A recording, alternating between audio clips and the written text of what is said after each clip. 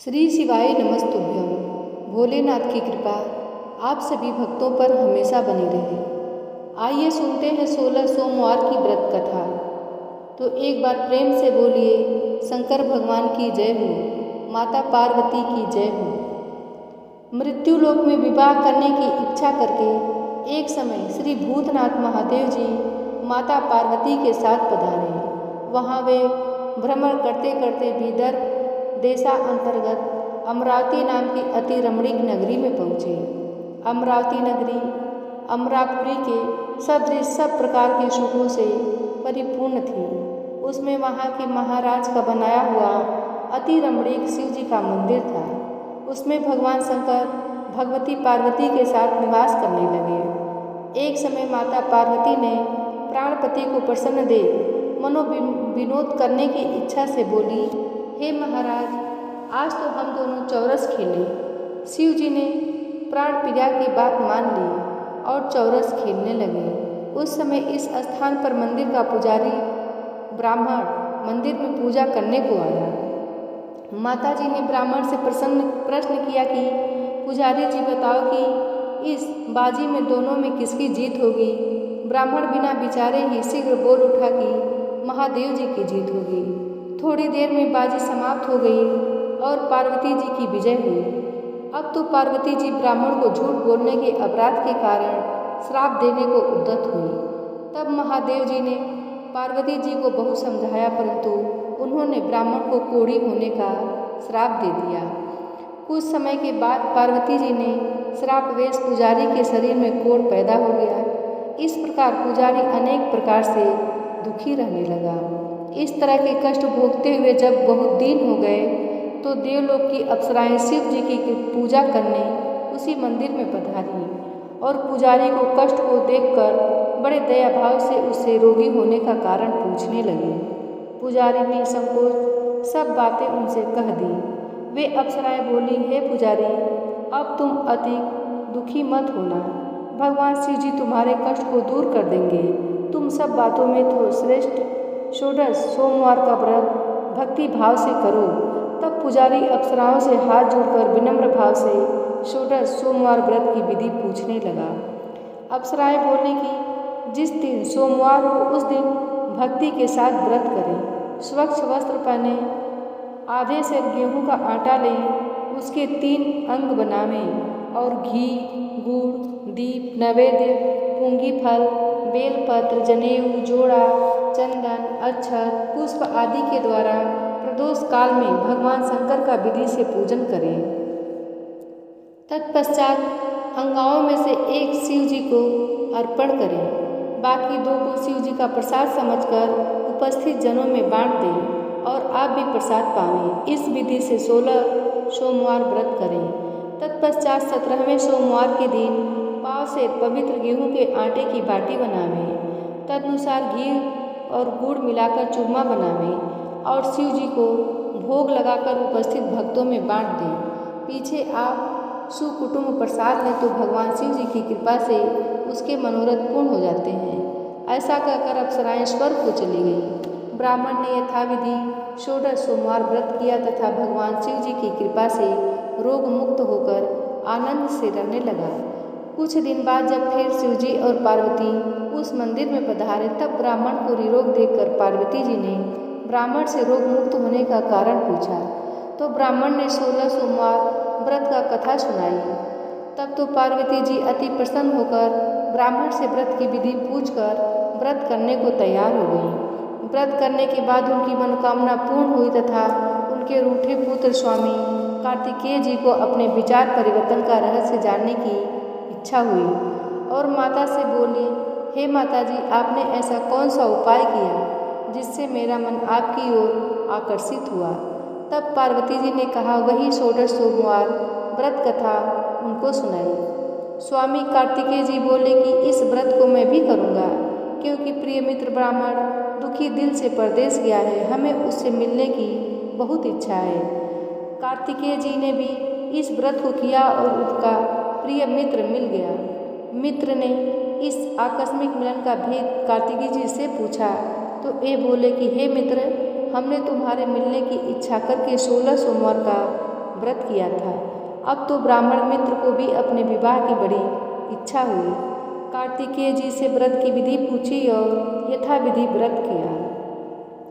व्रत के प्रभाव से जब वह किसी कार्यवश विदेश गया तो वहाँ के राजा की लड़की का स्वयंवर था। राजा ने प्रण किया कि जिस राजकुमार के गले में सब प्रकार अंगरहित हथनी माला डालेगी, मैं उसी के साथ प्यारी पुत्री का विवाह कर दूंगा। शिव जी की कृपा से ब्राह्मण भी स्वयंवर देखने की इच्छा से राजसभा में एक ओर बैठ गया। नियत समय पर हथनी आई और उसने जयमाला उस ब्राह्मण के गले में डाल दी। राजा की प्रतिज्ञा के अनुसार बड़ी धूमधाम से कन्या का विवाह उस ब्राह्मणी के साथ कर दिया गया और ब्राह्मण के साथ कन्या को बहुत सारा धन देकर विदा कर दिया गया। ब्राह्मण सुंदर राजकन्या पाकर सुख से जीवन व्यतीत करने लगा। एक दिन राजकन्या ने अपने पति से प्रश्न किया कि हे प्राणनाथ, आपने ऐसा कौन सा भारी पुण्य किया जिसके प्रभाव से हथी ने सब राजकुमारों को छोड़कर आपको वरण किया। ब्राह्मण बोला, हे प्राण प्रिय, मैंने अपने मित्र कार्तिकेय जी से कथनानुसार 16 सोमवार का व्रत किया था, जिसके प्रभाव से मुझे तुम जैसी स्वरूपवान लक्ष्मी की प्राप्ति हुई। व्रत की महिमा को सुनकर राजकन्या को बड़ा आश्चर्य हुआ और वह भी पुत्र की कामना करके व्रत करने लगी। शिव जी की दया से उसके गर्भ से एक अति सुंदर, सुशील, धर्मात्मा और विद्वान पुत्र उत्पन्न हुआ। माता पिता दोनों उस देवपुत्र को पाकर अति प्रसन्न हुए और उसका लालन पालन भली प्रकार से करने लगे। जब पुत्र समझदार हुआ तो एक दिन उसने अपनी माता से प्रश्न किया कि माँ, तूने कौन सा तप किया है जो मेरे जैसा पुत्र तेरे गर्भ से उत्पन्न हुआ। माता ने पुत्र का प्रबल मनोरथ जान करके अपने किए हुए 16 सोमवार व्रत को विधि के साथ पुत्र के सम्मुख प्रकट किया। पुत्र ने ऐसे सरल व्रत को सब तरह के मनोरथ पूर्ण करने वाला सुना तो वह भी इस व्रत को राज्याधिकार पाने की इच्छा से हर सोमवार को यथाविधि व्रत करने लगा। उसी समय एक देश के वृद्ध राजा के दूतों ने आकर उसकी एक राजकन्या के लिए वरण किया। राजा ने अपनी पुत्री का विवाह ऐसे सर्वगुण संपन्न ब्राह्मण युवक के साथ करके बड़ा सुख प्राप्त किया। वृद्ध राजा के दिवंगत हो जाने पर यही ब्राह्मण बालक की गद्दी पर बिठाया गया, क्योंकि दिवंगत भूप के कोई पुत्र नहीं था। राजा का अधिकारी होकर वह ब्राह्मण पुत्र अपने 16 सोमवार के व्रत को करता रहा। जब 17वां सोमवार आया तो विप्रपुत्र ने अपने प्रियतमा से सब पूजन सामग्री लेकर शिवालय में चलने के लिए कहा, परंतु प्रियतमा ने उसकी आज्ञा की परवाह नहीं की। दास दासियों द्वारा सब पूजन सामग्रियां शिवालय भिजवा दी और आप नहीं गई। जब राजा ने शिव जी का पूजन किया तब एक आकाशवाणी हुई। राजा के प्रति राजा ने सुना, हे राजा, अपनी इस रानी को राजमहल से निकाल दे, नहीं तो तेरा सर्वनाश कर देगी। वाणी को सुनकर राजा के आश्चर्य का ठिकाना नहीं रहा और तत्काल ही मंत्रणागृह में आकर अपने सभासदों को बुलाकर पूछने लगा कि हे मंत्रियों, मुझे आज शिव जी की आकाशवाणी प्राप्त हुई है कि राजा तू अपनी इस रानी को निकाल दे, नहीं तो ये तेरा सर्वनाश कर देगी। मंत्री आदि सब बड़े विस्मय और दुख में डूब गए, क्योंकि जिस कन्या के साथ राजा मिला है, राजा उसी को निकालने का जाल रचता है, यह कैसे हो सकेगा। अंत में राजा ने उसने अपने यहाँ से निकाल दिया। रानी दुखी हृदय से भाग्य को कोसती हुई नगर के बाहर गई। बिना पद तृण फटे वस्त्र पहने भूख से दुखी धीरे धीरे चलकर एक नगर में पहुंची। वहां एक बुढ़िया सूत काटकर बेचने को जाती थी। रानी की करुण दशा देख बोली, चल तू मेरा सूत बिकवा दे, मैं वृद्ध हूँ, भाव नहीं जानती। ऐसी बात बुढ़िया की सुन रानी ने बुढ़िया के सर से सूत गठरी उतार अपने सर पर रखी। थोड़ी देर बाद आंधी आई और बुढ़िया का सूत पोटली के सहित उड़ गया। बेचारी बुढ़िया पछताती रह गई और रानी को अपने साथ से दूर रहने को कह दिया। अब रानी एक तेली के घर आई तो तेली के सब मटके शिव जी के प्रकोप के कारण चटक गए। ऐसी दशा देख तेली रानी को अपने घर से निकाल दिया। इस प्रकार रानी अत्यंत दुखी हुई सरिता के तट पर गई तो सरिता का जल समस्त सूख गया। तत्पश्चात रानी एक वन में गई। वहाँ जाकर सरोवर में सीढ़ी से उतर पानी पीने को गई। उसके हाथ से जल स्पर्श होते ही सरोवर का नील कमल के सदृश जल असंख्य कीड़ोंमय गंदा हो गया। रानी ने भाग्य पर दोषारोपण करते हुए उस जल को पान करके पेड़ की शीतल छाया में विश्राम करना चाहा। वह रानी जिस पेड़ के नीचे जाती, उस पेड़ के पत्ते तत्काल ही गिरते गए। वन सरोवर जल की ऐसी दशा देखकर गौ चराते ग्वालों ने अपने गुसाई जी से, जो उस जंगल के स्थित मंदिर में पुजारी थे, कही। गुसाई जी के आदेशानुसार ग्वाले रानी को पकड़कर गुसाई के पास ले गए। रानी की मुख कांति और शरीर शोभा देख गुसाई जान गए, यह अवश्य कोई विधि की गति की मारी कोई कुलीन अबला है। ऐसा सोच पुजारी जी ने रानी के प्रति कहा कि पुत्री, मैं तुमको पुत्री के समान रखूँगा। तुम मेरे आश्रम में ही रहो। मैं तुमको किसी प्रकार का कष्ट नहीं होने दूंगा। गुसाई के वचन सुन रानी को धीरज हुआ और आश्रम में रहने लगी। परंतु आश्रम में रानी को भोजन बनाती, जो उसमें कीड़े पड़ जाते। जल भर के लाती, उसमें कीड़े पड़ जाते। अब तो गुसाई जी भी दुखी हुए और रानी से बोले कि हे बेटी, तेरे पर कौन देवता का कोप है जिससे तेरी ऐसी दशा है। पुजारी की बात सुनकर रानी ने शिव जी की कृपा न करने, शिव जी की पूजा न करने तथा न जाने की कथा सुनाई। तो पुजारी ने शिव जी महाराज की अनेक प्रकार से स्तुति करते हुए रानी से बोले कि पुत्री, तुम सब मनोरथों को पूर्ण करने वाले 16 सोमवार को व्रत करो, उसके प्रभाव से अपने कष्ट से मुक्त हो जाओगी। गुसाई की बात सुनकर रानी ने 16 सोमवार का व्रत विधिवत संपन्न किया और 17वें सोमवार को पूजन के प्रभाव से राजा के हृदय में विचार उत्पन्न हुआ कि रानी को गए बहुत समय व्यतीत हो गया, न जाने कहाँ कहाँ भटकती होगी, ढूंढना चाहिए। यह सोच रानी को तलाश करने चारों दिशाओं में दूत भेजे।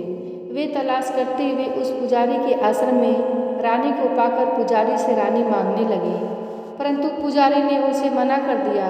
तो दूत चुपचाप लौट आए और आकर महाराज जी के सम्मुख रानी का पता बतलाने लगे। रानी का पता पाकर राजा स्वयं पुजारी के आश्रम में गए और पुजारी से प्रार्थना करने लगे कि महाराज, जो देवी आपके आश्रम में रहती हैं वह मेरी पत्नी है। शिव जी के कोप से मैंने इसको त्याग दिया था। अब इस पर से शिव का प्रकोप शांत हो गया है, इसलिए मैं इसको लिवाने आया हूँ। आप इसे मेरे साथ चलने की आज्ञा दे दीजिए। गुसाई जी ने राजा के वचन को सत्य समझकर रानी को राजा के साथ जाने की आज्ञा दे दी। गुसाई की आज्ञा पाकर रानी प्रसन्न होकर राजा के महल में गई। नगर में अनेक प्रकार के बजने लगे। नगर निवासियों ने नगर के दरवाजे पर तोरण बंदरवारों से विविध नगर सजाया। घर घर में मंगल गान होने लगे। पंडितों ने विविध वेद मंत्रों का उच्चारण करके अपनी राजरानी का आवाहन किया। ऐसी अवस्था में रानी ने पुनः अपनी राजधानी में प्रवेश किया।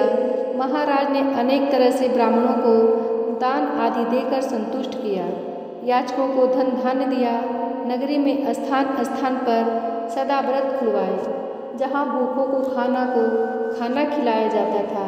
इस प्रकार से राजा शिव जी की कृपा का पात्र हो राजधानी में रानी के साथ अनेक तरह से सुखों को भोग करते सोमवार व्रत करने लगे। विधिवत शिव पूजन करते हुए लोक में अनेकानेक सुखों को भोगने के पश्चात शिवपुरी को पधारे। ऐसे ही जो मनुष्य मनसा वाचा कर्मणा द्वारा भक्ति सहित सोमवार का व्रत पूजन इत्यादि विधिवत करता है, वह इस लोक में समस्त सुखों को भोग कर अंत में शिवपुरी को प्राप्त होता है। यह व्रत सब मनोरथों को पूर्ण करने वाला है। अब सुनते हैं शंकर जी की आरती। जय शिव ओंकारा, ओम जय शिव ओंकारा, ब्रह्मा विष्णु सदा शिव अर्धांगी धारा। ओम जय शिव ओंकारा, एकानन चतुरानन पंचानन राजे, हंसासन गरुड़ासन वृषवाहन साजे। ओम जय शिव ओंकारा। दो भुज चार चतुर्भुज 10 भुज अति सोहे, तीनों रूप त्रिभुवन जन मोहे। ओम जय शिव ओंकारा। अंशमाला वनमाला मुंडमाला धारी, त्रिपुरारी कंसारी करमाला धारी। ओम जय शिव ओंकारा। श्वेतांबर पीतांबर बाघंबर अंगे, सनकादिक प्रभुतादिक भूतादिक संगे। ओम जय शिव ओंकारा। कर मध्य कमंडल चक्र त्रिशूलधारी, सुखकारी दुखहारी जगपालनकारी। ओम जय शिव ओंकारा। ब्रह्मा विष्णु सदा शिव जानत अविवेका, प्रणावक्षर में शोभित एक तीनों एका। ओम जय शिव ओंकारा। त्रिगुण स्वामी की आरती जो कोई नर गावे, कहत शिवानंद स्वामी सुख संपत्ति पावे। ओम जय शिव ओंकारा।